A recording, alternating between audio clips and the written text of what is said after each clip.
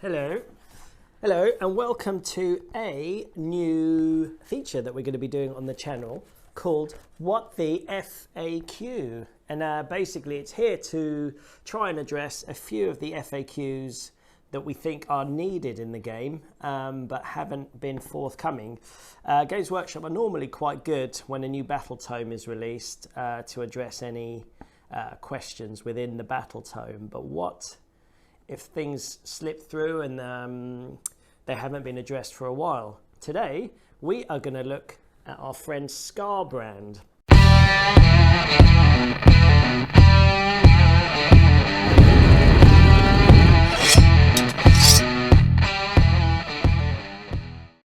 And this has been confusing me for ages because, and I think I found out why.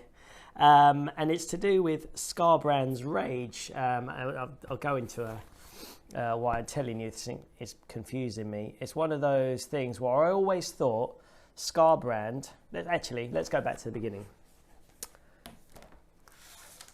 Using this older battle tome, this is Blades of Khorne version 1, Skarbrand had rage descriptions. He was angry, furious, seething, enraged, or incandescent. And that translated to the amount of wounds he suffered. But there was a bit in there called Skarbrand's rage. And what it says, verbatim, in each of your hero phases, look on Skarbrand's damage table to see his current level of rage. If Skarbrand was not able to attack in at least one of the combat phases of the previous battle round, he is always incandescent, regardless of the wounds he has remaining. Nothing makes Skarbrand angrier than not being able to fight. So basically what that's saying, or the way I understood it, was if he didn't fight in the previous battle round, he was always incandescent, he was always super angry. So you got the maximum damage output from him.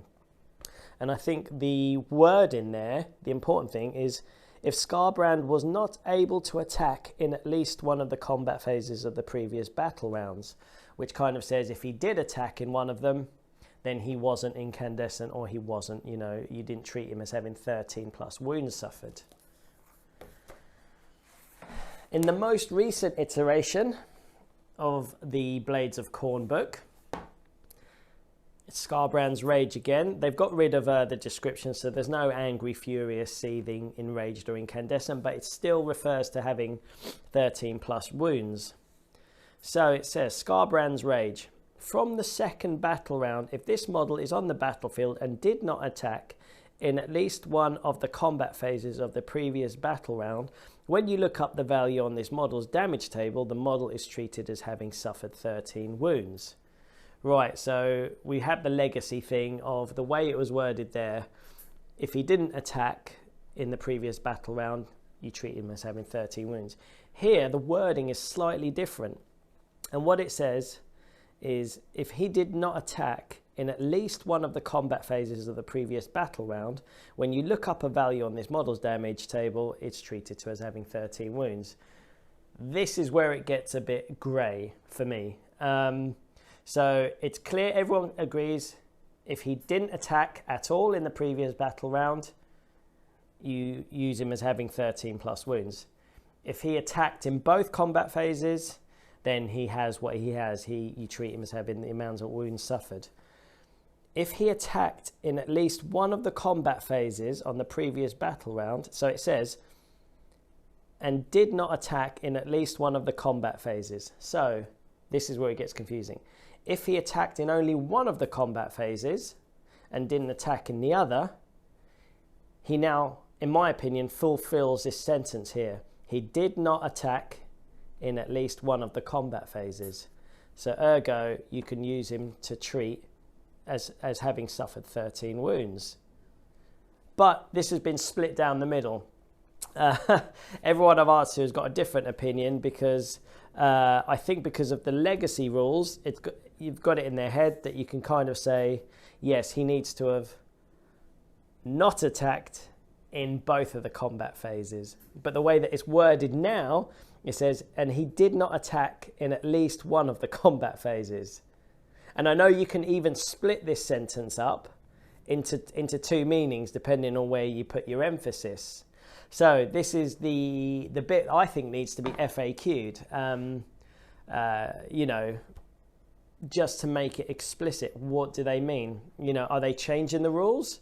So he only needs to not attack in one of the combat phases. So therefore, if you're a Skarbrand player, if you attack in only one and not the other, are you valid, you know, to have 13 plus wounds when you check out the damage table? Or do you still need not to have attacked in both of them?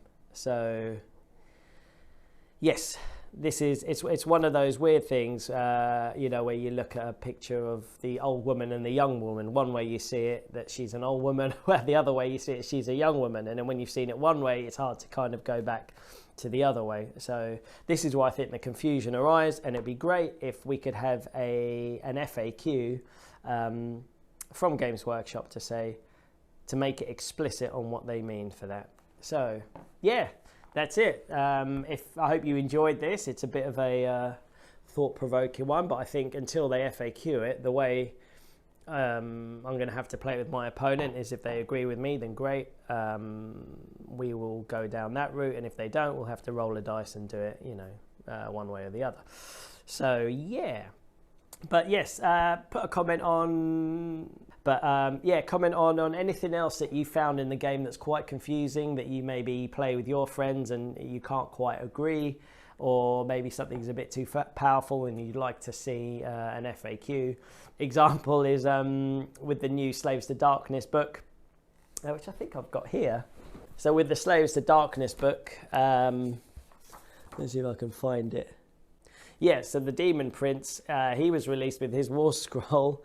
If you use the command ability Bloated Blessings on a Nurgle unit, Slaves to Darkness unit, until your next hero phase, if the unmodified hit roll for an attack that targets that unit is 6, the attacking unit suffers D3 mortal wounds. So for each roll of 6, your opponent rolls against that unit, they take D3 mortal wounds back.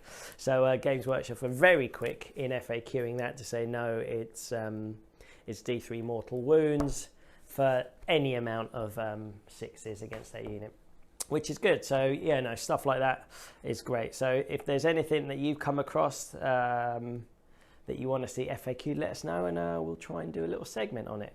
But thanks for bearing with me. I know it's been a bit of a waffle, but hopefully I might email this to Games Workshop and see if they can FAQ what they mean, because the wording is different in both books, and in my opinion leads to the rule being interpreted in 2 different ways. Well, thanks for watching, and hopefully we'll see you on many more episodes of What the FAQ. Thanks for watching. Cheers.